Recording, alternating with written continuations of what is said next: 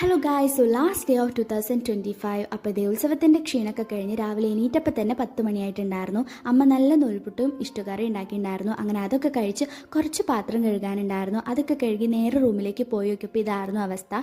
2 ദിവസം ഉത്സവപ്പറമ്പിലായതുകൊണ്ട് തന്നെ ഡ്രസ്സൊക്കെ വലിച്ച് വാരിയിട്ടേക്കായിരുന്നു. അതൊക്കെ വൃത്തിയാക്കി പരുവാക്കി എടുത്തപ്പോൾ കിട്ടിയൊരു സമാധാനേ.